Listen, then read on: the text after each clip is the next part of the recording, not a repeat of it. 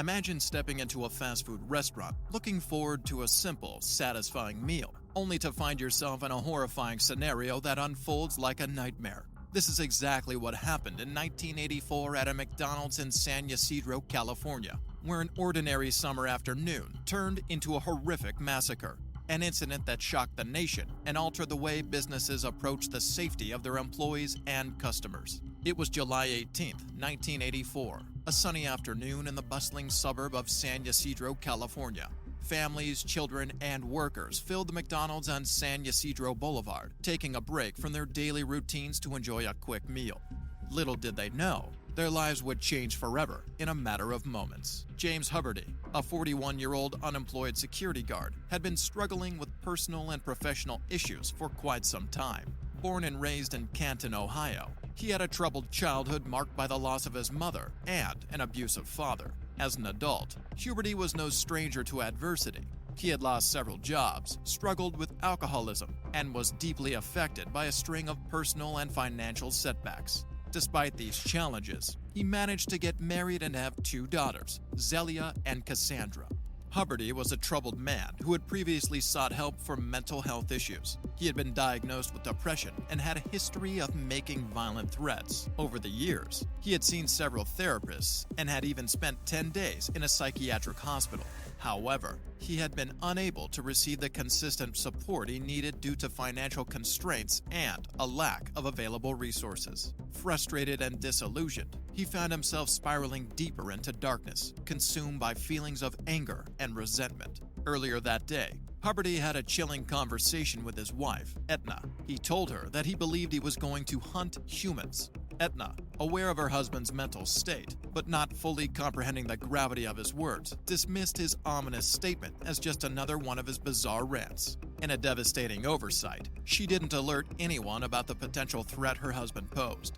She later recounted that he had made similar statements in the past, and she didn't think this time would be any different. It was a tragic miscalculation that would have devastating consequences. On July 18, 1984, James Huberty left his apartment armed with an arsenal of firearms, consisting of a 9mm Uzi semi-automatic, a Winchester pump-action shotgun, and a 9mm Browning HP pistol, and headed towards a McDonald's in San Ysidro, California.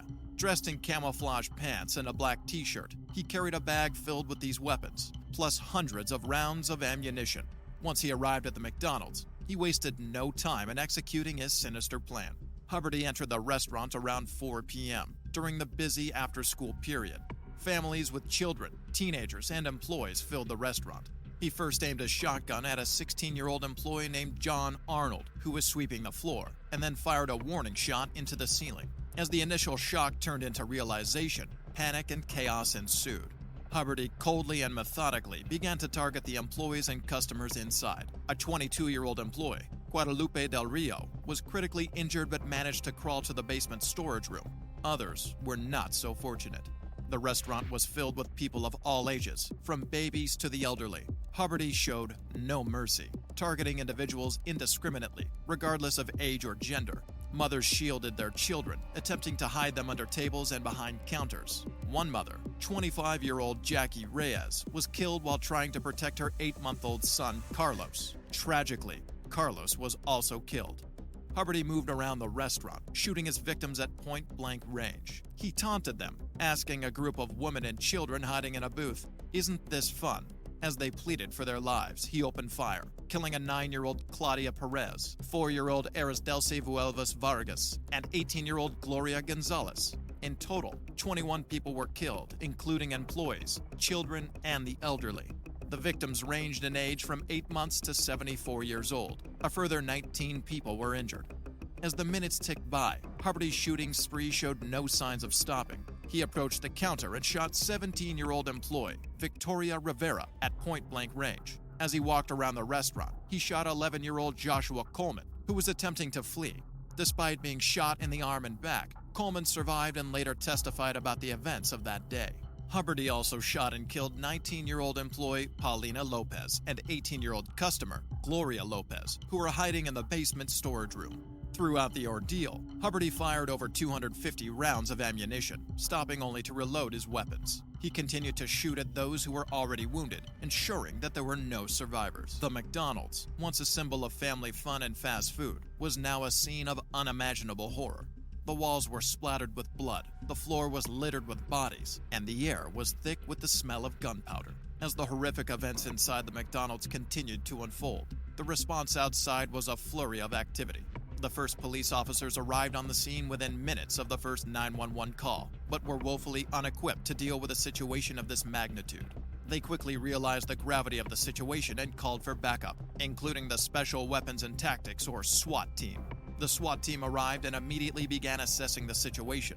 They faced a multitude of challenges. Firstly, the restaurant's windows were tinted, making it almost impossible to see inside. This meant they could not get a clear view of Hubbard or the hostages, making it incredibly difficult to plan their approach.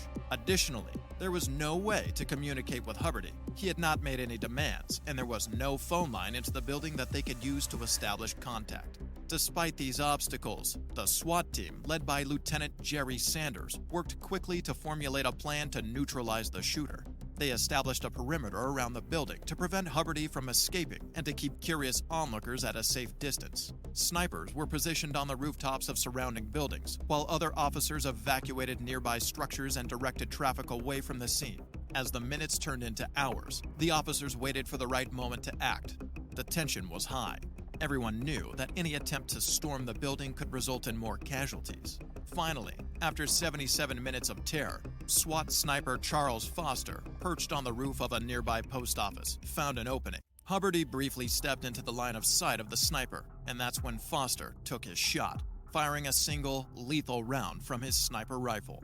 The bullet struck Hubbard in the chest, killing him instantly and ending his reign of terror. Relief washed over the officers as they realized that the ordeal was finally over. However, there was no time for celebration or for them to catch their breath. The SWAT team immediately entered the building to secure the scene and attend to the victims. Inside, they were confronted with a scene of utter devastation, a sight that would haunt them for the rest of their lives. Blood stained the floors and walls. Bodies lay strewn across the restaurant, and the air was thick with the smell of gunpowder. The victims, both dead and injured, were a mix of adults and children, locals and tourists, all united by the horror they had just experienced. The SWAT team, trained to handle high-pressure situations, were visibly shaken by the carnage that they had encountered.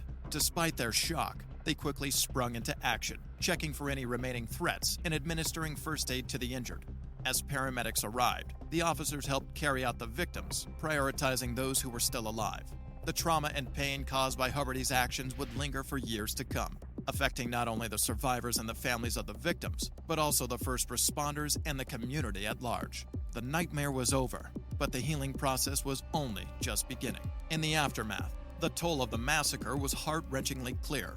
21 people, ranging in age from 8 months to 74 years, had been killed, and 19 others were injured. The San Ysidro McDonald's massacre remains one of the deadliest mass shootings in American history.